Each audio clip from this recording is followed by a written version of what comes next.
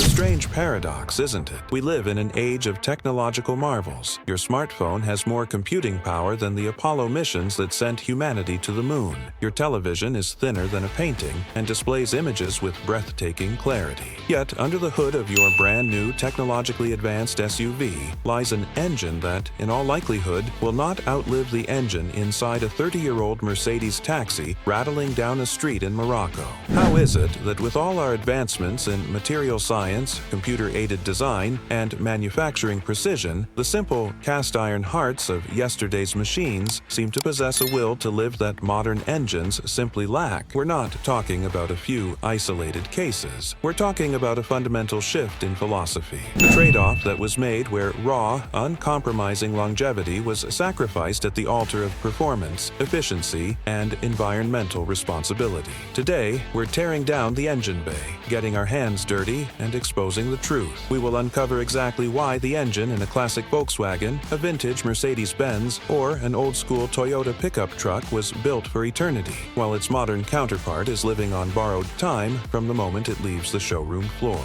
This is a deep dive, full of engineering truths and uncomfortable realities about the car industry. Before we get into the nuts and bolts of why your grandfather's engine was a masterpiece of endurance, do us a huge favor. If you believe that cars should be built to last and you love diving into the tech that makes them tick, hit that like button right now. And if you haven't already, subscribe to the channel and ring the bell. You won't want to miss the truths we're about to uncover because it changes how you'll look at every new car on the road. Now, let's turn our attention to the modern engine bay. It is a crowded, complex, and often intimidating place, usually hidden under a sea of plastic covers. The shift away from the built for eternity philosophy wasn't born out of malice, but out of necessity and demand. Society demanded three things from automakers, and these three demands created a perfect storm that eroded the brute force longevity of older engines. These are the triple threats to modern engine life: the relentless pursuit of efficiency, the insatiable hunger for performance, and the absolute necessity of meeting stringent emissions regulations. Let's tackle efficiency and performance first, because they often go hand in hand through a technology that is now nearly ubiquitous: downsizing and turbocharging. For decades, the old adage was, "There's no replacement for displacement." If you wanted more power, you built a bigger engine. A modern automaker, however, has a different solution. They take a small engine, say a 1.5-liter four-cylinder, and bolt a turbocharger to it. Turbocharging, explained, a turbo is essentially an air pump powered by wasted exhaust gases. It forces more air into the cylinders than the engine could naturally draw in on its own. More air means you can burn more fuel, and more fuel means more power. This allows a small, lightweight engine to produce the power of a much larger one,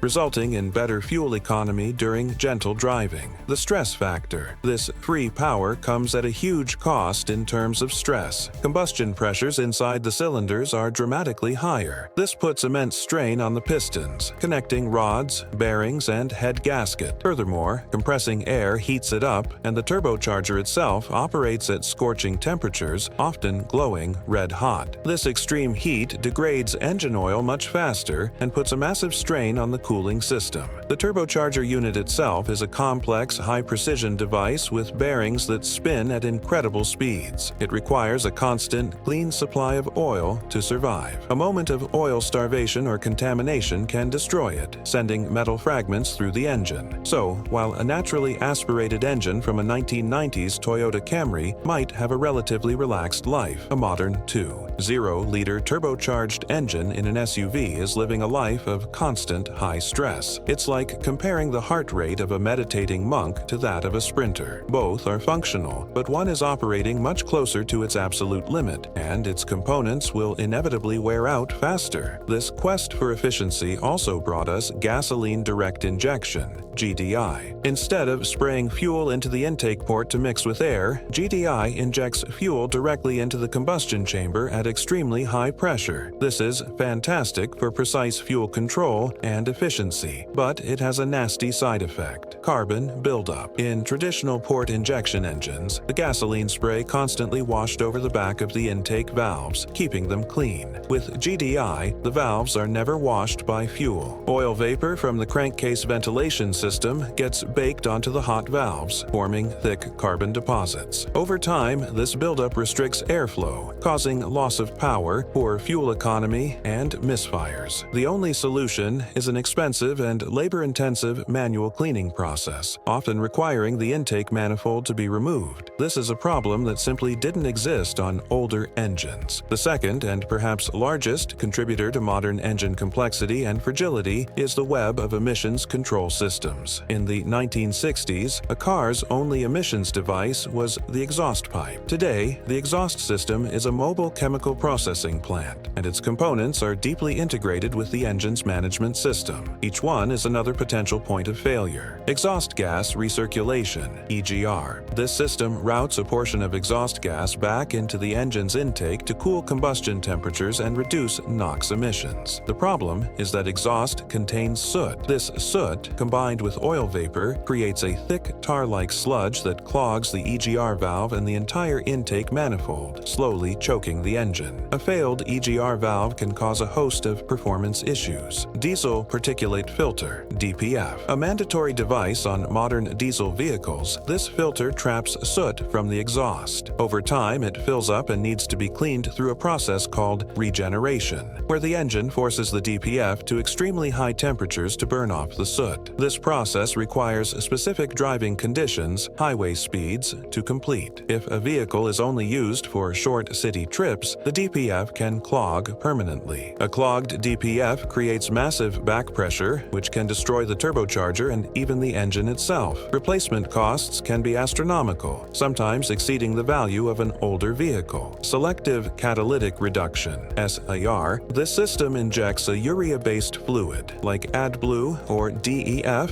into the exhaust to convert harmful nitrogen oxides into harmless nitrogen and water. This adds another layer of complexity: a tank, a pump, an injector, and multiple sensors. If any part of this system fails, or if you run out of the fluid, the car's computer is often programmed to put the vehicle into a severely reduced power mode or even prevent it from starting altogether. Think about that for a moment. An old Toyota Hilux with its legendary 22RE engine could run in the middle of a desert with no support infrastructure. A modern diesel SUV from the same brand can be rendered immobile in a pristine suburban neighborhood because its emissions fluid tank is empty or a sensor has failed. This is the trade-off for clean air. The systems work well when they are new, but as the vehicle ages, they become massive liabilities for long-term owners. Finally, we arrive at the brain that controls all of this, the vast and intricate network of electronics. An engine from the 1970s might have had a dozen wires connected to it. A modern engine has a wiring harness that looks like a complex nervous system, connecting hundreds of wires to dozens of sensors and actuators, all reporting back to the central ECU. We already discussed how a sensor failure can sideline a car, but the problem is more insidious than that. These components are often located in the hot, vibrating environment of the engine bay. Over a decade or more, heat cycles cause plastic connectors to become brittle and break. Wires can chafe and short out. Sensors can simply fail from age. Diagnosing these electronic gremlins can be incredibly difficult and time-consuming, even for experienced mechanics. It's a completely different skill set from diagnosing a mechanical problem. In an old car, a problem is usually something you can see, hear, or feel. In a modern car, the problem is often an invisible stream of faulty data. However, that's not the whole story. This brings us to the uncomfortable truth of the modern automotive industry, a subtle form of planned obsolescence. This isn't a shadowy conspiracy theory where engineers are deliberately designing parts to fail on a specific date. It's a more nuanced economic reality. An automaker's business model is not to sell you one car that lasts for 50 years. It is to sell you a new car every 5 to 10 years. Therefore, every component is designed and validated to a specific price point and a specific service life, which is often tied to the vehicle's warranty period and a few years beyond. Why would an engineer use a plastic thermostat housing or a water pump with a plastic impeller when they know that metal is far more durable and heat-resistant? The answer is cost. Plastic components are cheap to mass produce. They might save the manufacturer $10 per car. That plastic part will likely perform flawlessly for the first 5, maybe even 8 years, but after a decade of countless heat cycles, the plastic becomes brittle and will inevitably crack and fail. The cast aluminum part it replaced would have lasted the life of the vehicle. Multiply this single decision across hundreds of components: plastic intake manifolds, plastic oil filter housings, plastic radiator end tanks. It's a death by 1,000 cuts for long-term durability.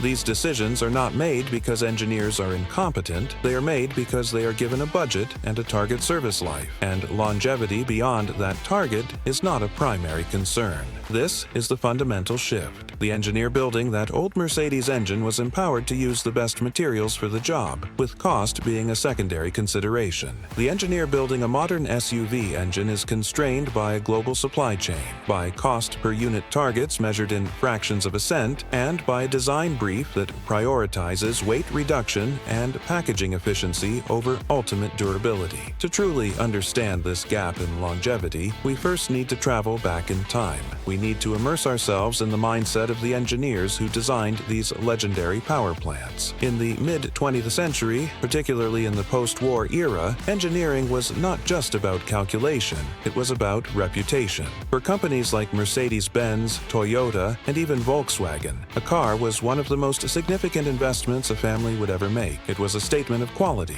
a promise of reliability. The engine was the heart of that promise. The guiding philosophy was not, how can we make it adequate, but rather, how can we make it indestructible? This led to a concept that automotive enthusiasts lovingly refer to as over-engineering. This wasn't about inefficiency, it was about building in massive margins of safety and durability. Materials were chosen not for their low cost or light weight, but for their brute strength and ability to withstand punishment far beyond the normal operating parameters. Technical highlight for the editor. Material: heavy-gauge cast iron for engine blocks and cylinder heads. While heavier and slower to warm up, cast iron is incredibly stable under high temperatures, resists warping, and is extremely durable against wear. Modern engines almost exclusively use aluminum alloys to save weight. While strong, aluminum is more susceptible to warping from overheating and can suffer from stripped threads more easily. Internal components: forged steel crankshafts, beefy connecting rods, and thick-walled pistons were the norm. These components were often physically larger and heavier than they strictly needed to be. This excess mass and strength meant they could endure millions of cycles of combustion stress without nearing their fatigue limits. Tolerances. Manufacturing processes of the era resulted in looser tolerances between moving parts. This might seem like a disadvantage, but it had a hidden benefit. These engines were less sensitive to minor variations in fuel quality or slight imperfections in lubrication. They were more forgiving. Modern engines are built with incredibly tight tolerances for efficiency, but this makes them highly sensitive. A small amount of fuel dilution in the oil or a slight drop in oil pressure can be catastrophic. Let's put this philosophy into practice with a true legend: the Mercedes-Benz OM 617 diesel engine, found in cars like the W123-300D. This 3.0-liter inline-5 is arguably one of the most durable internal combustion engines ever bolted into a passenger car. It is the undisputed king of longevity. The engine you see in photos of taxis with odometers that have rolled over multiple times, showing well over 1 million miles. Why? It was a masterpiece of over-engineering. Its block was a fortress of cast iron. Its crankshaft was forged from high-quality steel and supported by 7 main bearings, an unusually high number for a 5-cylinder engine, which provided immense stability and reduced flex. The camshaft was gear-driven, directly connected to the crankshaft. There was no timing belt to snap or timing chain to stretch, which are common and often fatal failure points in many other engines. Everything about the OM 617 was designed with one unspoken goal: to outlast the car, the owner, and possibly civilization itself. It didn't produce a lot of power for its size, it wasn't particularly quiet, and its emissions would make a modern environmentalist weep. But it would start every single time, run on questionable fuel, and simply refuse to die. That was the trade-off. That was the promise. This philosophy of simplicity extended beyond just the core materials. controls. The entire ecosystem of the engine was mechanical, tangible, and understandable. There was no mysterious black box controlling its every move. The engine's operation was governed by the laws of physics, not by lines of code. This is the second major reason for their incredible lifespan: the absence of complex, fragile systems. An old Volkswagen Beetle, for example, is a rolling monument to simplicity. Its air-cooled, flat-four engine is a marvel of minimalism. Let's compare a simple yet critical task: delivering fuel to the cylinders. Classic fuel system: carburetor, a purely mechanical device that uses the vacuum created by the engine to suck air and fuel through a series of small jets and passages. It mixes them together into a combustible vapor. If it's running poorly, the solution often involves a screwdriver, a can of cleaner, and a basic understanding of how it works. A carburetor can be rebuilt on a workbench with a simple kit of gaskets and seals. It's transparent. You can see the fuel. You can see the moving parts. It has no electronic brain. Modern fuel system: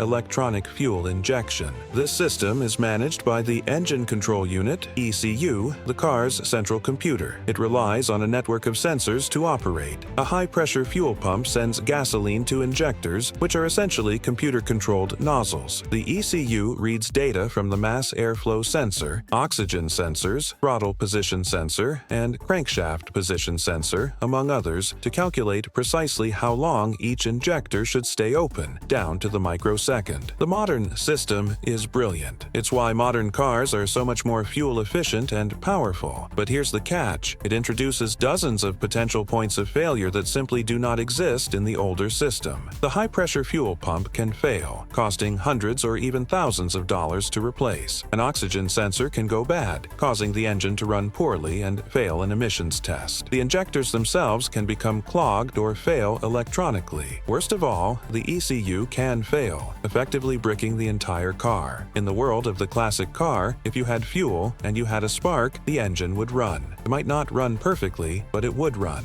In the modern car, if a single critical $80 sensor fails, your multi-ton vehicle can be rendered as useless as a lawn ornament, stranded on the side of the highway. This principle applies across the board. Ignition in a classic car was handled by a distributor, a mechanical device that routes spark to each cylinder in sequence. It has points and a condenser, wearable parts that can be replaced in 30 minutes with basic tools. A modern car uses a complex system of coil packs or coil-on-plug units, all commanded by the ECU based on sensor inputs. When it works, it's far superior. When it fails, it requires diagnostic computers and can be far more expensive to fix. The old way was about predictable mechanical wear. The new way is about unpredictable electronic failure. Now, we must address an important counter-argument: survivor bias. It's true that we only remember the good old cars. For every indestructible Mercedes W123, there were dozens of other models from different brands that were poorly built, rusted into oblivion, and were sent to the scrapyard long ago. We are, by definition, only seeing the toughest ones that survived the test of time. Modern cars, on the whole, are far more reliable in their first 100,000 miles than their classic counterparts ever were. They require fewer tune-ups, the oil change intervals are longer, and they are generally less fussy day to day. So, what have we learned? It's not that modern engineers are worse than their predecessors. In fact, they are arguably far more brilliant to be able to extract so much power and efficiency from small engines while meeting near-zero emissions targets. The difference lies in the goals, the philosophies, and the constraints. The old engine from a classic Volkswagen, Mercedes, or Toyota was a product of a different time, built with a simple creed: make it last. It achieved this through over-engineered design, the use of robust and forgiving materials like cast iron, and a beautiful mechanical simplicity that made it transparent and repairable. It was strong, but it was also thirsty, dirty, and relatively low-powered by today's standards. The modern engine in your new SUV is a marvel of sophisticated engineering. It's a finely tuned instrument, designed to meet the conflicting demands of power, fuel economy, and environmental regulations. It achieves this through complexity: turbochargers, direct injection, intricate emission systems, and a vast electronic network. It performs its job brilliantly when it is new, but this complexity is its Achilles heel. Each additional system, each sensor, each cost-saving plastic component is another potential point of failure. When it breaks, it is often a catastrophic and expensive failure, requiring specialized tools and knowledge to diagnose and repair. In the end, the choice between old and new is a choice of compromises. The engines of yesterday offered a lifetime of service in exchange for performance and refinement. The engines of today offer incredible performance and efficiency, but they ask for a shorter, more complicated, and ultimately more disposable existence. The soul of the old machine was in its endurance. The soul of the new machine is in its performance. And as we stand on the cusp of an electric revolution, which promises even greater simplicity with fewer moving parts, one has to wonder, will we look back at today's complex gasoline engines as the least durable of them all, a temporary bridge between the immortal iron giants of the past and the silent, enduring electric motors of the future? Only time will tell.